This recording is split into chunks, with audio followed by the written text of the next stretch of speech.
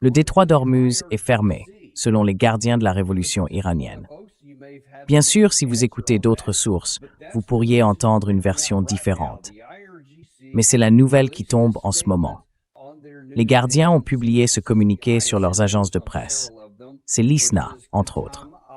Le texte dit « Compte tenu de la violation flagrante des engagements et du non-respect des promesses par l'Amérique, concernant l'échec à appliquer la première clause de l'accord de fin de guerre, et en réponse aux violations continues et répétées du cessez-le-feu par Israël et le sud du Liban, le détroit d'Ormuz sera fermé au passage des navires. »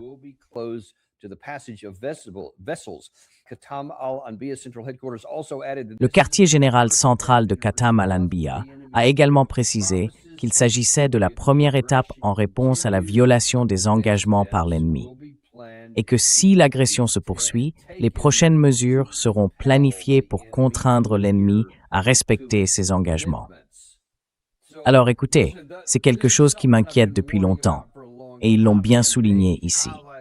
Le premier point de ce mémorandum d'accord stipulait qu'il y aurait un cessez-le-feu sur tous les fronts, et ils ont explicitement mentionné le Liban.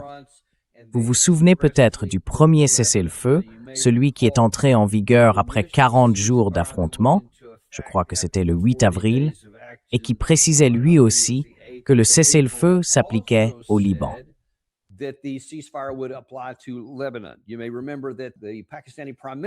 Vous vous souvenez peut-être que le Premier ministre pakistanais avait dit « Oui, le cessez-le-feu est en vigueur et il inclura le Liban ». Les États-Unis, au départ, avaient aussi dit que le Liban serait concerné. Et Israël a répondu « En gros, ouais, peu importe ce que vous dites, ils feront ce qu'ils veulent ». Et ça a été un vrai point de blocage pendant un moment. Puis il y a eu une sorte de conformité un peu forcée, à contre-cœur. Mais ensuite, Israël a fini par dire, à ce moment-là, « D'accord, on fera quelque chose à Beyrouth ». Et bien sûr, ils l'ont fait plus tard. Ça montrait à quel point tout ça était fragile. Donc même pour arriver au protocole d'accord, il a fallu passer de là où on en était dans les premières discussions, le 8 avril, jusqu'à en faire la priorité numéro 1. Je veux dire, même avant les réparations, même avant les avoir débloqués et tout le reste.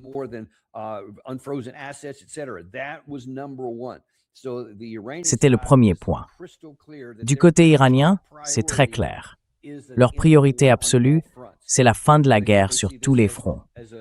Je pense qu'ils voient ça comme le symbole de leur puissance montante. Et ils veulent dire, nous ne faisons pas ça seulement pour nous-mêmes. Nous voulons montrer que nous avons le pouvoir d'influencer, y compris sur Israël. À mon avis, c'est peut-être la question la plus importante pour l'Iran dans cette affaire. Prouver qu'ils ont la capacité d'imposer leur volonté, même à Israël, qui jusqu'ici était considéré comme la puissance militaire incontestée de la région, au-dessus de tout le monde, de l'Iran, de l'Égypte, de la Syrie avant sa chute, et même en position de rivaliser avec la Turquie.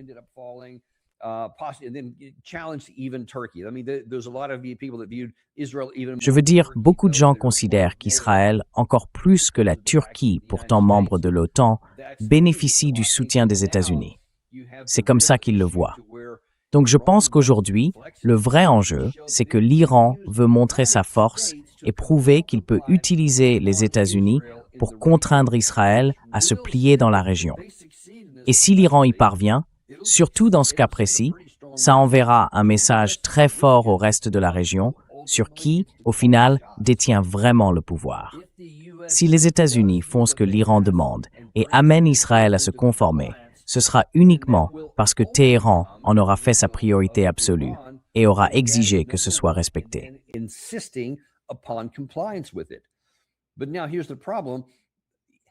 Mais voilà le problème.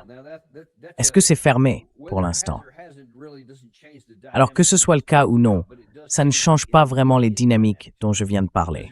Mais ça change la situation immédiate, parce que l'Iran affirme avoir fermé le détroit d'Ormuz. Sauf que le vice-président Vance, lui, dit qu'il n'y a pour l'instant aucune preuve de ça. Est-ce qu'il est simplement optimiste? Parce qu'à ce stade, on n'a aucune confirmation indépendante de ce qui se passe. En revanche, du côté iranien, il y a de la confusion. Là, c'est l'agence de presse Tasnim. L'autre, c'était l'ISNA. Oui, je crois que c'est bien ça.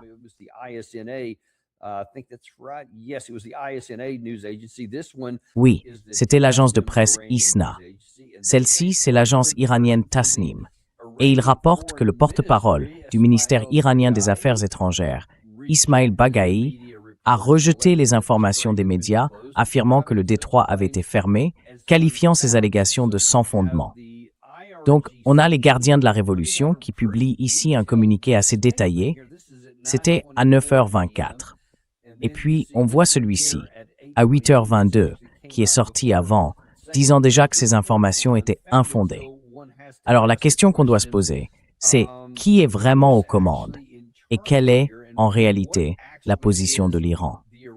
Parce qu'eux-mêmes envoient des signaux contradictoires.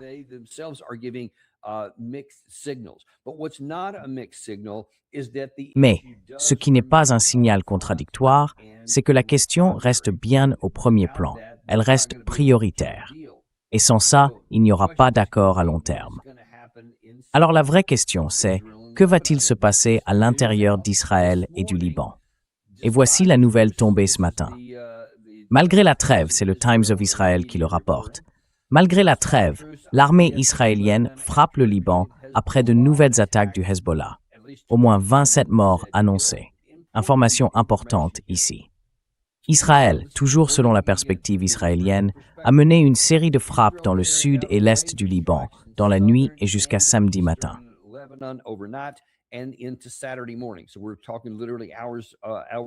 On parle ici d'informations toutes récentes. L'armée israélienne aurait visé le Hezbollah après que ce groupe terroriste soutenu par l'Iran a attaqué des troupes en violation du cessez-le-feu de Dayal. Les médias libanais et les secours sur place font état d'au moins 27 morts et 26 blessés. L'armée israélienne a déclaré, je cite, qu'elle restait engagée à respecter l'accord de cessez-le-feu conformément aux directives du niveau politique.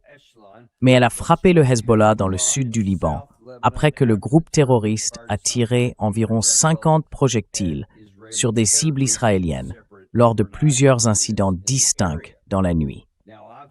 J'ai vu d'autres rapports aujourd'hui qui précisent que c'est la version israélienne des faits. Mais quand on regarde de plus près ce qui s'est réellement passé sur le terrain, qu'est-ce qui aurait en réalité poussé le Hezbollah à lancer ces 50 tirs?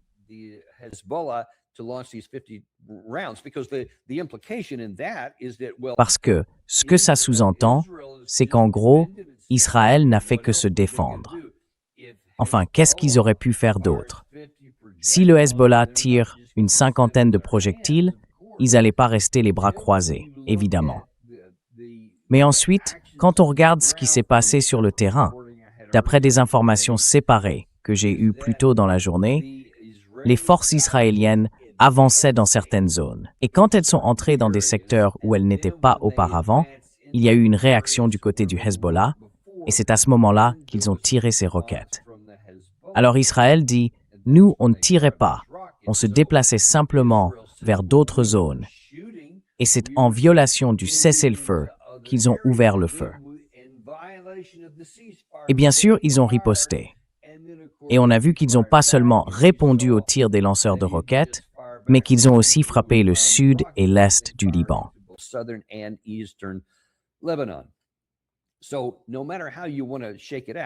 Donc, peu importe comment on veut le présenter, tout ça continue. Et on vous a montré pas mal de vidéos ici, même ces dernières 24 heures, où on voit de nombreuses tensions publiques entre les États-Unis et Israël. On va d'ailleurs vous en montrer quelques-unes aujourd'hui, parce qu'il y a eu de nouveaux développements. Mais regardons ça de plus près, parce que malgré tout ce qui se passe, malgré la situation au Liban, que le détroit soit fermé ou non, on va continuer à suivre ça tout au long de la journée pour voir ce qui se passe vraiment, ce qui est exact. Et en plus de tout ça, au même moment, il était 9h39, donc il y a à peine 2 heures. Begay a déclaré « Nous avons respecté nos engagements, mais l'autre partie n'a pas rempli ses obligations concernant le cessez-le-feu au Liban. »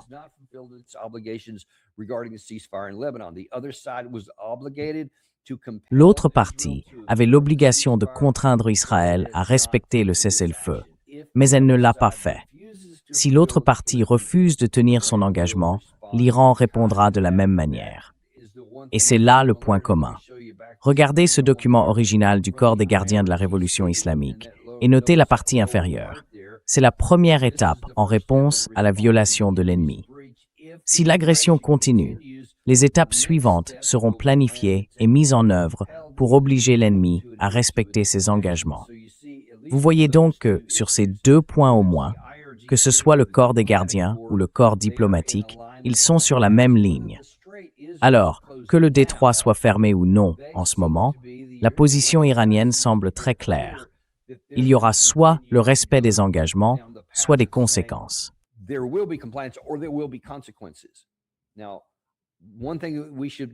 Alors, il faut quand même noter quelque chose du côté iranien. Ils ne lancent pas beaucoup de menaces en l'air. Il y en a quelques-unes, bien sûr.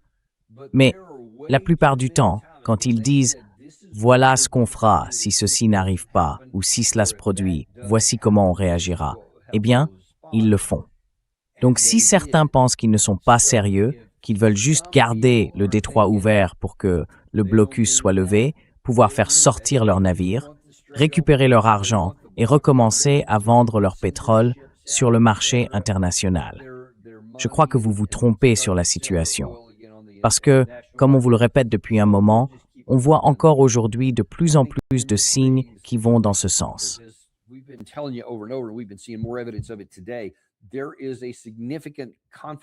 Il y a une confrontation importante, même du côté iranien, ou du moins il y en a une. Je ne sais pas vraiment à quel point elle est importante en termes de proportion. Apparemment, les chiffres restent largement en faveur de la diplomatie et du processus politique. Mais il existe aussi au sein du camp iranien un courant plus belliciste, même à l'intérieur des gardiens de la Révolution. D'après les informations que j'ai reçues récemment de personnes ayant des contacts dans la région, elles disent que, là aussi, il y a un courant favorable à une ligne dure, tout en affichant une attitude prudente, longue, diplomatique, et ainsi de suite, mais sans faire confiance aux États-Unis, et sans pour autant vouloir mener avec la force militaire. Donc, il y a bien ce conflit, ce contraste.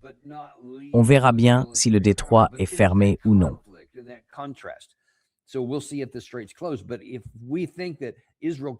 Mais si on pense qu'Israël peut simplement rester indéfiniment dans un état de guerre, en disant à chaque fois « Ah, c'est le Hezbollah qui a fait ça », et qu'il n'y aura jamais de conséquences, je crois qu'on se prépare à un échec.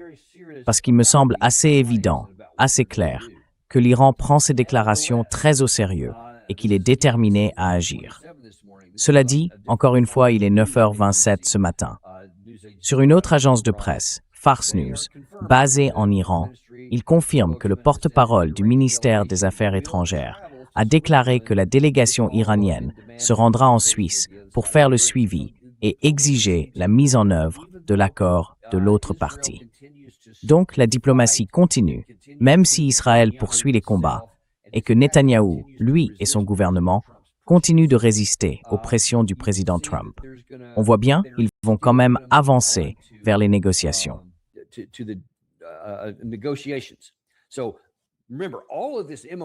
Alors souvenez-vous, tout ce protocole d'accord avait pour but de lancer une discussion de 60 jours. On est déjà entré dans ces 60 jours. Je crois qu'on en est au 2e jour sur 60. L'idée, c'est que pendant cette période, il va falloir des négociations vraiment intenses. Pour donner un point de comparaison, il a fallu environ 2 ans à l'administration de Barack Obama pour négocier le JCPOA. Nous, on essaye de condenser ces 2 ans en 2 mois. Et comme on va le voir, les vents contraires sont nombreux et on va même en créer d'autres aujourd'hui avec les personnes qu'on envoie pour mener ces discussions. Je vais y revenir dans un instant. Mais je m'avance un peu. Regardons plutôt ceci. Voici le président Vance, le vice-président Vance aujourd'hui, qui parle aussi de son déplacement en Suisse et de l'avancée de ces négociations.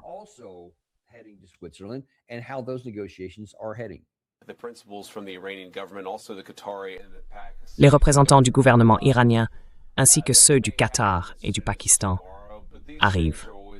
Ça pourrait se faire dès demain, mais ce genre de choses reste toujours un peu incertain. Jared et Steve sont sur place depuis quelques heures déjà pour gérer certains aspects techniques de cette négociation. Comme vous le savez, l'une des priorités que le président nous a fixées, c'est de rouvrir le détroit. C'est maintenant chose faite. Hier, on a réussi à faire sortir 16 millions de barils de pétrole du détroit d'Ormuz. C'est un record, même par rapport à la période d'avant le début du conflit.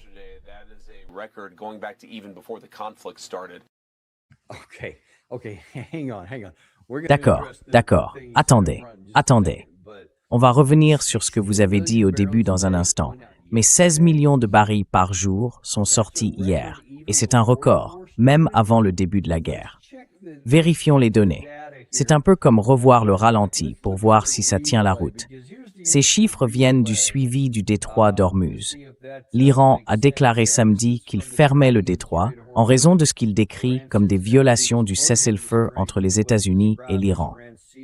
Dans la première clause de l'accord, il était prévu que le trafic commercial dans le détroit reprenne immédiatement, dans un délai d'au moins 12 heures. Des navires ont traversé le passage vendredi, c'est-à-dire hier.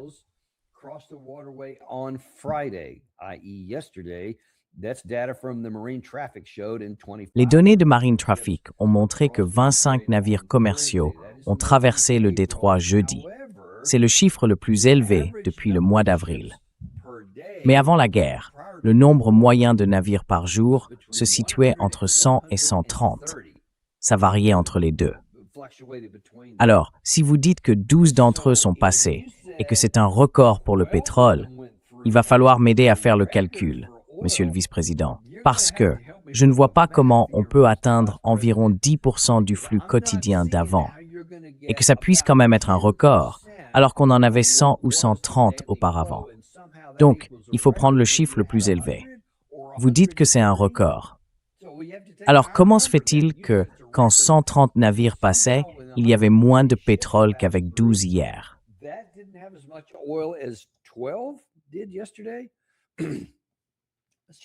On va dire que c'est juste une exagération. Mais bon sang, parlons de ce qu'il a dit avant. Il a annoncé qu'il allait partir en Suisse dans les prochains jours pour mener des négociations. Mais qui est déjà sur place? Jared Kushner et Steve Witkoff. Sérieusement? Vous plaisantez? Vous imaginez tout ce qu'il faut pour que des négociations de ce niveau réussissent? Rappelez-vous la première fois que les États-Unis et l'Iran se sont retrouvés dans ce conflit. Du côté iranien, il y avait une énorme délégation, je crois qu'ils étaient environ 80, avec toutes sortes d'experts, de techniciens, de diplomates, de tous profils et de toutes spécialités, et j'en passe. Bref, des gens capables de faire le vrai travail de négociation pour savoir précisément ce sur quoi on peut s'entendre et ce sur quoi on ne peut pas.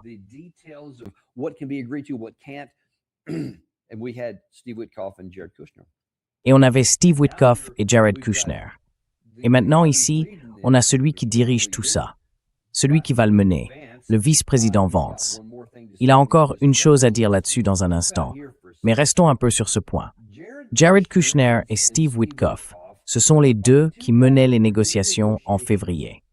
Alors, si vous avez oublié ce qui s'est passé quelques mois plus tard, c'est à ce moment-là qu'à la télévision, surtout Steve Witkoff, est intervenu pour dire très clairement que ces gens-là n'étaient pas du tout sérieux.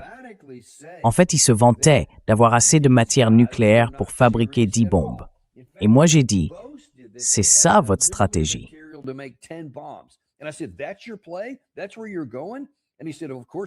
C'est là que vous allez.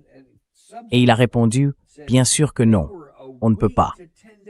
Et ensuite, il a ajouté qu'ils étaient à 1 semaine, 10 jours tout au plus, d'avoir une bombe nucléaire.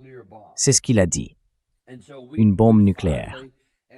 Et donc finalement, et j'aurais aimé y penser plus tôt, j'aurais adoré vous passer cette vidéo, mais je n'ai pas réussi à la retrouver à temps. Mais il a déclaré très clairement à la télévision, « Écoutez, on est allé aussi loin que possible dans les négociations. On a tout fait pour essayer d'aboutir. Il était évident qu'ils allaient tout simplement pas négocier. » C'est ce qu'il a dit.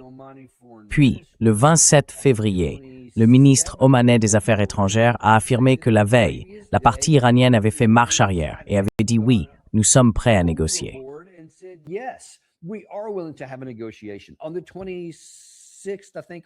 Le 26, je crois aussi qu'il y a eu une information sur CNN.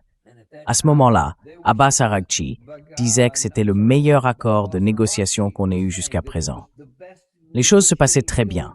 On était tout près d'un accord. Et puis, le ministre des Affaires étrangères d'Oman a déclaré que, oui, en effet, il y avait un accord prévoyant un enrichissement nul, zéro enrichissement, la garantie qu'il n'aurait pas d'armes nucléaires. Et même le matériau retraité pourrait être réduit progressivement jusqu'à disparaître complètement. Donc, il n'y aurait plus de matériaux retraités et plus de retraitement du tout.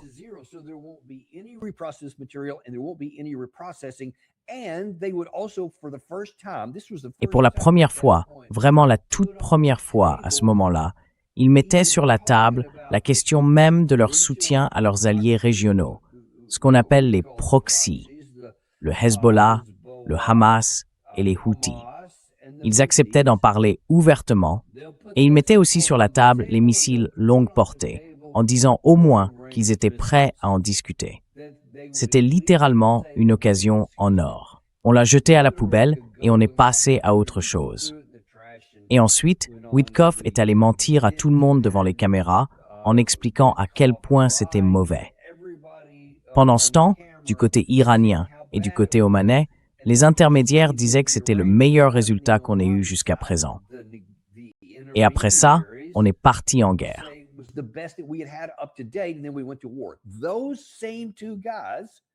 Ces deux mêmes types, Witkoff et Kushner, ce sont eux qui mènent les négociations cette fois. On essaye vraiment de revenir en arrière. Et souvenez-vous, tout le contexte ici, c'est que la partie iranienne a expliqué pourquoi elle exige d'avoir les fonds gelés débloqués à l'avance, pourquoi elle veut un allègement des sanctions dès le départ. C'est parce qu'il n'y a pas de confiance. C'est l'une des grandes raisons de cette méfiance. À cause de ce qui s'est passé au début de cette guerre, sans parler de celle d'avant, ou de tout ce qui s'est accumulé depuis. On peut remonter jusqu'en 2018, quand le président Trump a annulé l'accord, le JCPOA, auquel notre pays s'était pourtant engagé. Et maintenant, ce sont ces mêmes personnes qui vont diriger les discussions. Franchement, qu'est-ce qu'on peut attendre de ça?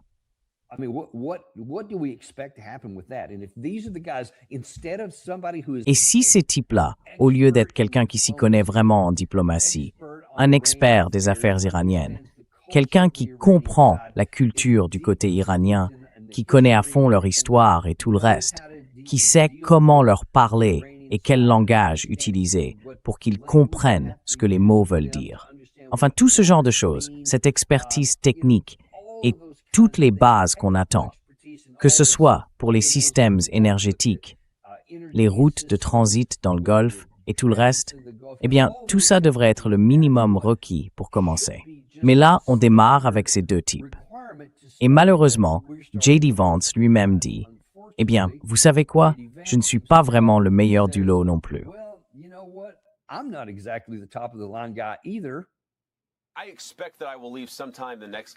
Je pense que je partirai d'ici quelques jours. Mais vous savez, c'est toujours une sorte de danse délicate entre la coordination et les protocoles diplomatiques. Pour être honnête, je ne comprends pas vraiment tout ça. Je n'ai jamais été particulièrement porté sur les protocoles diplomatiques. Mon attitude, c'est plutôt « allons sur le terrain et réglons les problèmes pour de vrai ». Mais eux, ils veulent faire cette danse délicate. Les Qataris et les Pakistanais veulent s'assurer qu'on fasse les choses correctement. Donc j'essaie d'être respectueux. Vu ma position depuis 1 an et demi, je dois tout à coup me soucier des protocoles diplomatiques.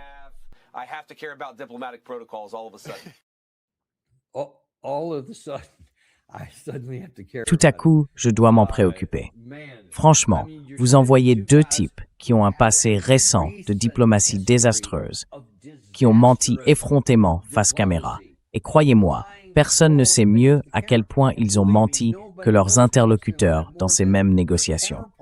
Et vous renvoyez ces deux-là. S'il n'y avait déjà pas de confiance entre les pays eux-mêmes, comment voulez-vous que ces gars-là négocient quoi que ce soit? Écoutez, la partie iranienne est là. Ils savent qui arrive, donc ils vont leur parler, qu'ils le veuillent ou non. Mais regardez ça de notre point de vue. Vous envoyez deux types qui ne connaissent rien à tous les détails dont je viens de parler.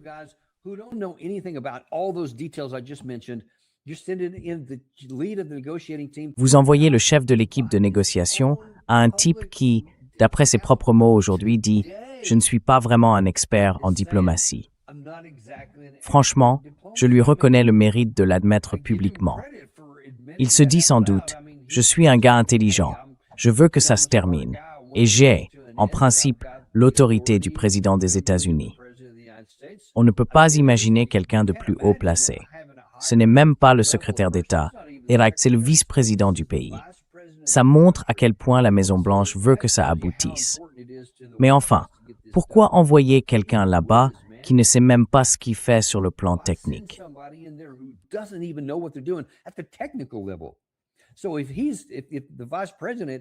Alors, si le vice-président manque d'expérience personnelle et clairement de connaissances, de formation, bref, de tout ce qu'il faut pour mener ce genre de négociations de haut niveau, pourquoi ne pas au moins l'entourer d'un tas d'autres experts?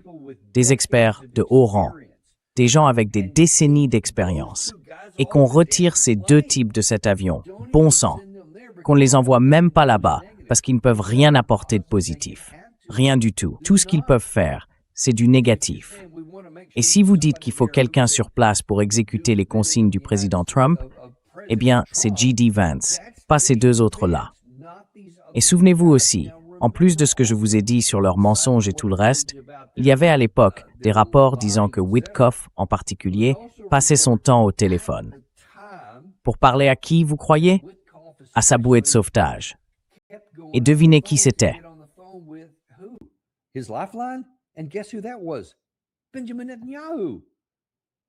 Benjamin Netanyahou. La dernière fois, il parlait plus à Netanyahou qu'au président des États-Unis. Ça dit tout. Qu'il l'appelle ou pas cette fois-ci, ça ne change rien. On sait très bien où va sa loyauté. Bien sûr, il est personnellement très loyal envers le président Trump, mais cette loyauté est partagée, elle n'est pas exclusive. Ce qu'il nous faut, c'est quelqu'un qui soit entièrement concentré sur les intérêts américains et uniquement sur eux. Et vu les déclarations que J.D. Vance a faites ces derniers jours, en prenant clairement ses distances et en envoyant quelques pics à Israël, c'est lui que je préférerais voir à ce poste.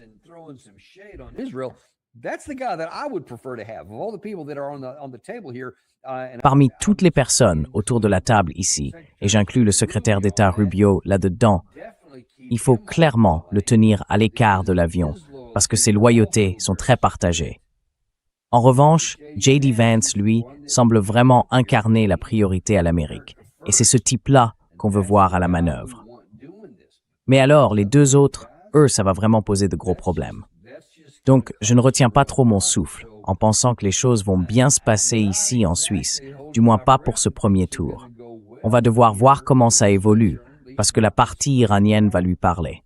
Mais ce que ça risque surtout de faire, c'est d'affaiblir notre position de négociation à cause de ces types-là et de tout le passif qu'il y a derrière.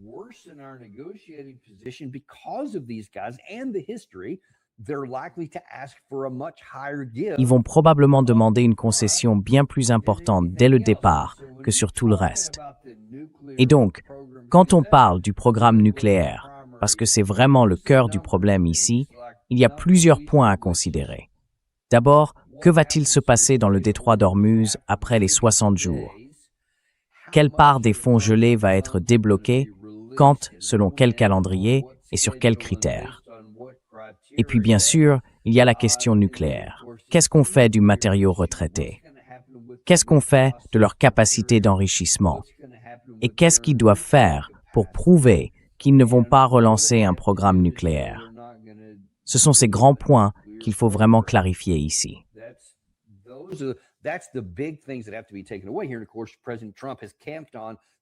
Et bien sûr, le président Trump a fait campagne en disant qu'il n'aurait jamais d'armes nucléaires, quoi qu'il arrive.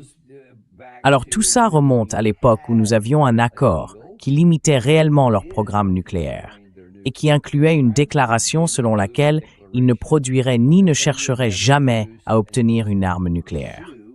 vous en avez peut-être entendu parler, c'était le JCPOA. Et justement, c'est un point sur lequel le président Trump a une autre ligne d'attaque, ici, auprès du public américain, pour essayer de les convaincre que quoi qu'ils fassent maintenant, ou quoi que ces gens préparent en Suisse, eh bien, c'est tellement mieux que le JCPOA. Je vous en ai déjà beaucoup parlé, mais hier, dans une interview avec Axios, le président Trump a remis le sujet sur la table.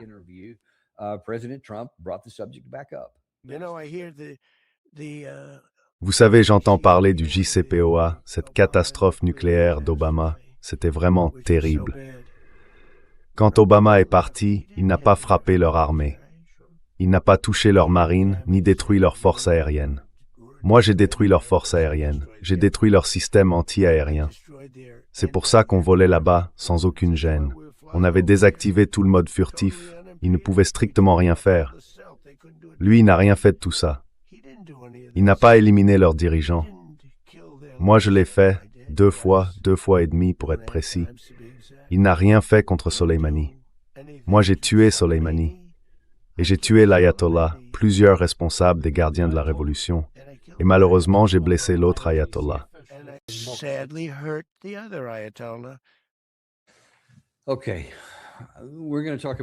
D'accord, on va parler dans un instant de cette façon de se vanter d'avoir tué des gens.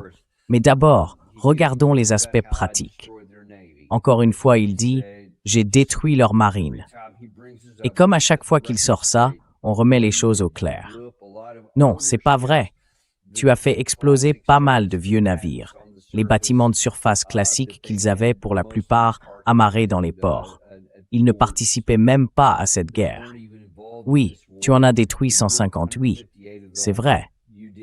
Mais ce sont les milliers de vedettes rapides et d'embarcations d'attaque légères, celles qui peuvent vraiment influencer le trafic maritime local, avec les missiles qu'elles peuvent tirer, les torpilles, tout ça, ou presque, n'a pas été touché. Il y en a eu quelques-unes atteintes, mais des milliers sont probablement encore dans l'inventaire. Donc non, tu n'as pas fait ça. Et la deuxième chose qu'il a dite là, il faut aussi continuer à rétablir la vérité.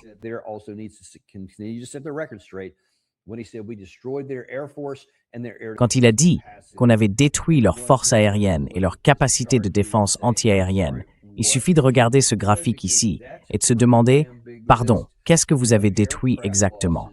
Parce que là, on voit une sacrée longue liste d'appareils américains perdus, rien que pendant 40 jours de guerre. Donc, c'est une quarantaine, je crois 42 au total, qui ont été endommagés ou détruits, venant d'un pays qui, soi-disant, n'avait ni défense ni attaque aérienne. Et vous l'avez peut-être vu, il y a eu une sorte de documentaire du côté iranien cette semaine où ils expliquaient que certains de leurs vieux avions, je crois des F-4, des modèles des années 70, volaient à une 50aine de pieds du sol. Normalement, ils ne sont pas censés descendre en dessous de 500 pieds, mais là, ils volaient à 50 pieds.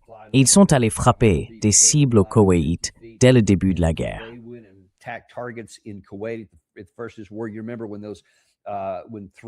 Tu te souviens quand 3 avions américains ont été abattus? Et ensuite, on a dit « Ah, c'était un tir ami. Ça venait du Koweït. Ils auraient tiré par erreur, apparemment à cause de ces avions iraniens qui causaient énormément de dégâts au sol dès le début des combats. Le côté koweïtien a vu nos appareils dans le ciel, a cru que c'était des avions iraniens et les a descendus. Donc, premièrement, nos avions peuvent être abattus par beaucoup de choses différentes. Et ça, c'en est un exemple. Mais ces appareils sont bien allés sur zone. Et évidemment, les pilotes n'ont pas été tués, puisqu'on les voit ici à la caméra, en train de parler de ce qu'ils ont fait. Ces 2 éléments, à eux seuls, montrent bien qu'il y a une exagération de nos capacités et une tentative de minimiser celle de l'autre camp.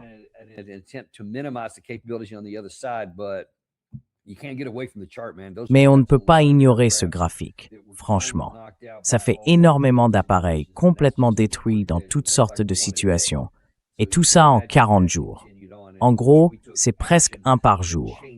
Alors imaginez si ça avait continué comme ça. Bien sûr, on a réagi, on a changé de tactique à cause de ça, on a tiré beaucoup plus de missiles à distance pour garder nos avions en sécurité. Et malgré tout, on en a encore perdu beaucoup. Mais venons-en à l'autre sujet dont parle le président Trump. Parce qu'il se vante littéralement d'avoir tué toutes ces personnes. Et en plus, il rabaisse le président Obama en disant que lui au moins n'a tué personne en Iran et que c'était une grosse erreur de sa part. Lui dit « Moi je l'ai fait parce que je suis plus dur ». Mais écoutez-moi bien, tout ça, ça a un prix.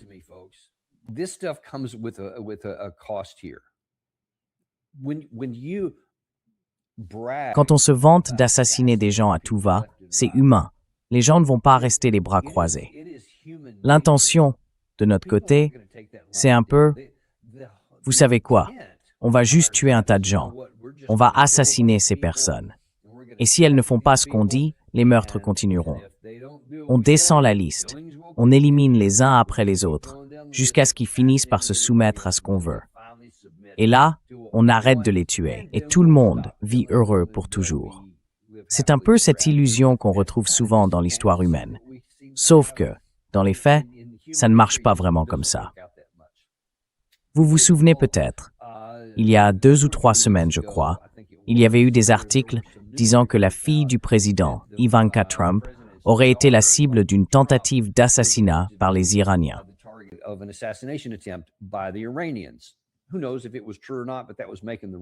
Qui sait si c'était vrai ou pas, mais cette rumeur circulait. On disait qu'ils avaient reçu des informations à ce sujet et qu'ils l'avaient bien sûr protégée. Finalement, rien ne s'est passé. Aujourd'hui, j'espère sincèrement que ça restera comme ça. Je ne veux pas qu'un seul membre de la famille du président Trump, ni personne d'autre en Amérique, soit assassiné. Mais mon ami, on joue avec le feu quand on continue à croire qu'on peut tout faire sans jamais en payer le prix. C'est un point sur lequel j'insiste souvent. Depuis longtemps, on agit comme si nos actes n'avaient aucune conséquence, simplement parce qu'on pense qu'il ne peut pas y en avoir. Et, dans une large mesure, depuis des décennies maintenant, depuis la fin de la guerre froide, il n'y en a effectivement pas eu.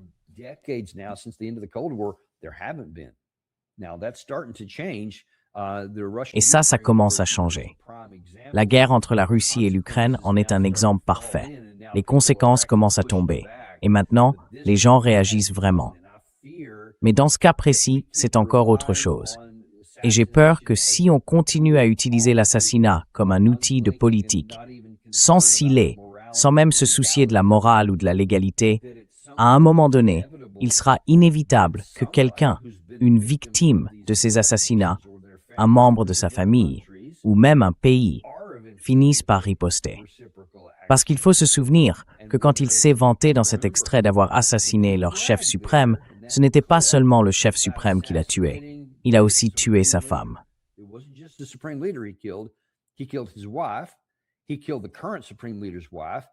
Il a tué la femme de l'actuel dirigeant suprême, le petit enfant du dirigeant suprême et l'enfant du dirigeant actuel, Moshe de Bahamani. Et on ne peut pas continuer à tuer toutes ces personnes, tous ces membres de famille. Et puis, bien sûr, il y a les scientifiques civils qu'on a beaucoup assassinés, surtout en 2025 et pendant la guerre des 12 jours. Beaucoup de civils, des gens ont été assassinés. Beaucoup de chefs militaires ont été tués dans leurs appartements, avec leurs familles. Franchement, on ne peut pas continuer à tuer toutes ces personnes, leurs proches, des civils, et croire que ça ne finira jamais par se retourner contre nous. Et maintenant, sans vanter ici, vous imaginez? Mettez-vous juste à leur place. Quelqu'un assassine un membre de votre pays, et rendons ça encore plus personnel.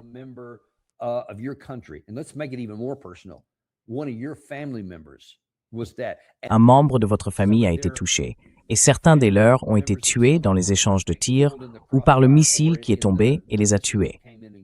Donc certains de vos proches, des enfants, des épouses, ont été assassinés par cette haute puissance étrangère. Soyez honnête, comment vous sentiriez-vous face à ça?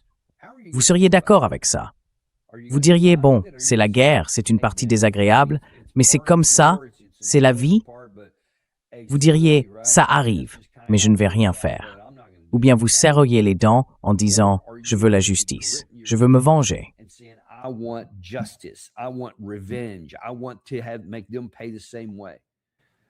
Maybe they don't do anything now because I'm sure the security is very high. But this is another one of those, I fear, situations where seeds have been planted and watered with the blood of people that one day will rise up and have bitter fruit. It could be years from now when nobody's paying attention and all of a sudden people start getting assassinated in return. I mean, that's just something that's happened a lot throughout human history, thousands of years of human history. Doubt very seriously whether that dynamic is going to change today. We'll see. I hope that turns out to be wrong, but more than that, I hope that we recognize. Mais au-delà de ça, j'espère qu'on prendra conscience de l'absurdité, de l'inutilité et de l'immoralité de cette démarche et qu'on y mette fin immédiatement pour éviter de semer encore de nouvelles graines pour l'avenir. Alors, revenons au JCPOA. Gary, si tu peux remettre ça à l'écran. Voilà où en est aujourd'hui le président Trump sur le JCPOA et il continue d'en parler sans arrêt. Il répète encore et encore qu'il a complètement vaincu militairement l'Iran, en disant « c'est moi qui l'ai fait, pas Obama ». Mais selon lui, Obama, lui, n'a fait que leur donner des milliards en liquide, sans jamais utiliser notre armée, à l'époque affaiblie, pour faire ce qu'il aurait fallu faire, contenir le principal sponsor du terrorisme dans le monde, l'Iran.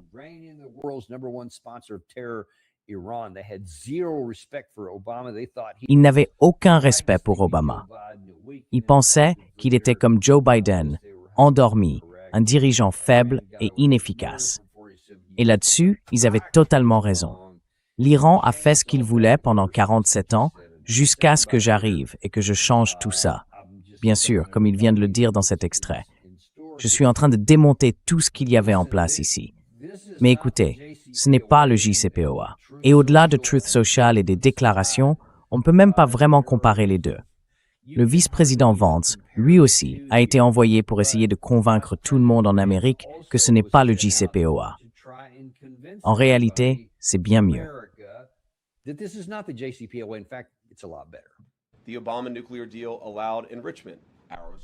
L'accord nucléaire d'Obama autorisait l'enrichissement. Le nôtre, non. L'accord d'Obama permettait aussi l'accumulation de matières de qualité militaire. Le nôtre, au contraire, conduit à la destruction de ces stocks de matériaux enrichis. Donc, il y a beaucoup de différences. L'accord d'Obama leur a donné plus d'1 milliard de dollars d'argent américain. Celui-ci leur donne $0 d'argent américain. Il y a donc beaucoup de différences de fond. Mais je pense que les plus importantes, c'est que nous abordons la question en position de force et que nos partenaires du Golfe adorent cet accord.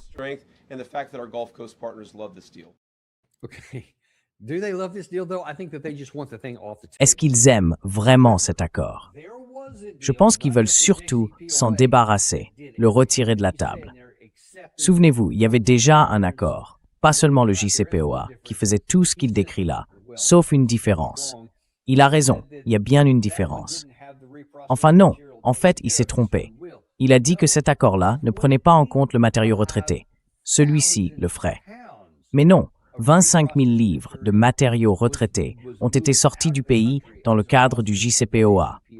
Leurs centrifugeuses ont été considérablement réduites, il y en avait beaucoup moins, et ils ne pouvaient retraiter qu'à hauteur de 3,67%, ce qui est autorisé par le TNP, le traité sur la non-prolifération nucléaire, auquel nous sommes signataires.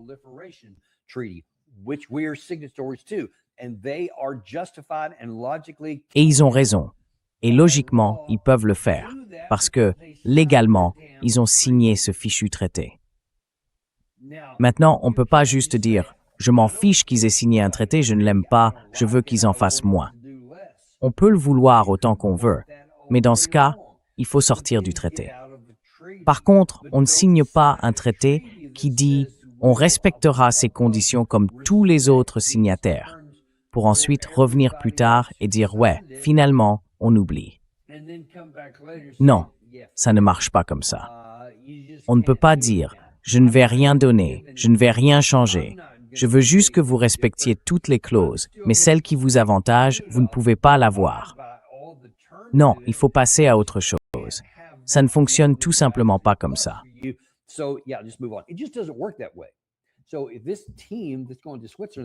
Donc, si cette équipe qui part en Suisse pense qu'elle va obtenir quelque chose de ce genre, il est presque certain qu'il n'y aura pas d'accord. En fait, je peux vous dire que les chances d'arriver à un accord nucléaire aussi bon que celui qui était sur la table le 26 février, et encore moins que celui conclu sous le président Obama, relèvent du fantasme. Franchement, je n'y crois pas une seconde, parce que nous n'avons pas le levier nécessaire pour l'imposer.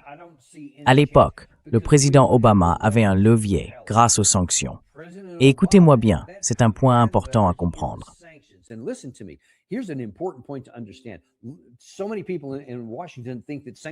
Beaucoup de gens à Washington pensent que les sanctions, c'est comme une batte de baseball et qu'il suffit de frapper encore et encore jusqu'à ce que l'autre cède. Mais en réalité, les sanctions sont surtout utiles quand on les relâche, quand on les lève. Ce qui compte, c'est la manière dont on les utilise. Si vous imposez des sanctions en disant « si vous changez votre comportement sur ce point, alors nous vous en donnerons le bénéfice. Nous lèverons cette sanction et vous pourrez reprendre vos activités. » Là, ça peut fonctionner.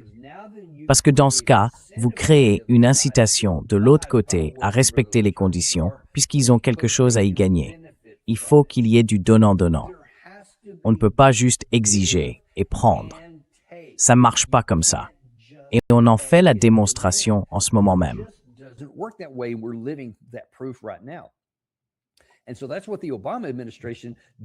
Et donc, c'est ce que l'administration Obama a fait. Elle a levé certaines sanctions et débloqué une partie des avoirs gelés. Et d'ailleurs, cette idée selon laquelle cet argent appartenait aux États-Unis est totalement fausse. Ce n'était pas le cas. En réalité, il y avait des contrats, je ne sais pas combien de gens le savent, qui avaient été signés avant 1979 et qui n'avaient jamais été entièrement exécutés. Mais à cause de la guerre et des sanctions imposées par Carter, tout ça avait été gelé. Ce qu'Obama a fait, c'est dire « on va rendre ». Je crois que le montant était d'environ 400 millions de dollars, de l'argent iranien qui leur revenait, et ils l'ont restitué.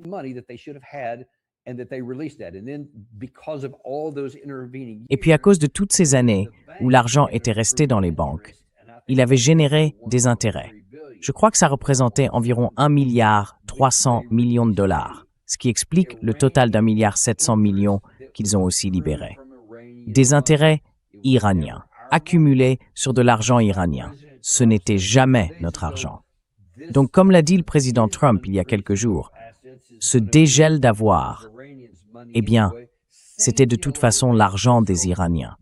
Même chose là-bas. C'est ce que le président Obama a fait pour obtenir l'accord. Et ça a fonctionné après 2 ans de négociations minutieuses avec tous les experts nécessaires, et ainsi de suite. Voilà ce qu'on a fini par obtenir. Et on n'a pas eu besoin de faire la guerre pour ça. Et d'ailleurs, je crois que c'était hier. Le président Obama lui-même a été interrogé sur la façon dont il voit la situation actuelle.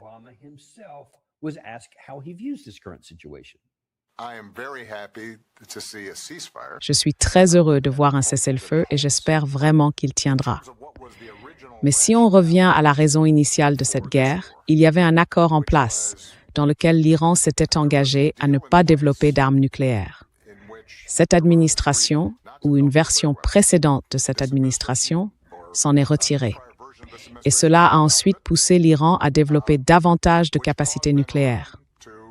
Aujourd'hui, nous avons mené une guerre, dépensé des milliards et des milliards de dollars, mis notre armée sous une pression énorme. Beaucoup de gens sont morts. Et on a l'impression d'être revenu exactement au point où on en était avant le début de la guerre. Sauf que, peut-être, la situation est encore un peu pire.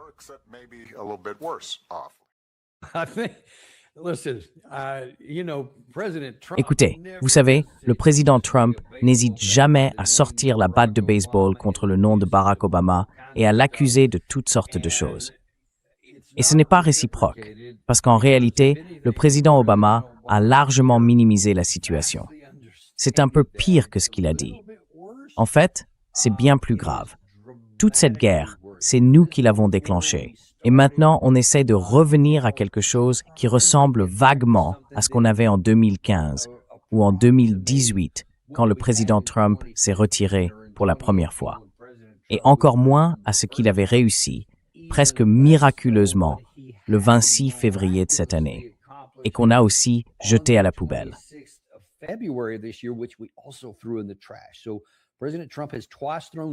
Le président Trump a, à 2 reprises, jeté à la poubelle des accords qui lui auraient pourtant apporté un immense succès. Ces accords nous auraient permis d'avancer vers une normalisation des relations avec l'Iran, ce qui aurait garanti nos intérêts, ceux d'Israël, et aurait aidé tout le monde dans la région. À la place, nous avons choisi la guerre. Et aujourd'hui, nous sommes un peu plus mal en point, Monsieur Obama. 13 Américains sont morts. Environ 400 sont blessés. Plus de 40 avions ont été endommagés ou détruits. Plus de 20 bases ont subi le même sort et sont déjà en grande partie abandonnées. Et tout cela nous a coûté jusqu'à présent quelque chose comme plus de 100 milliards de dollars.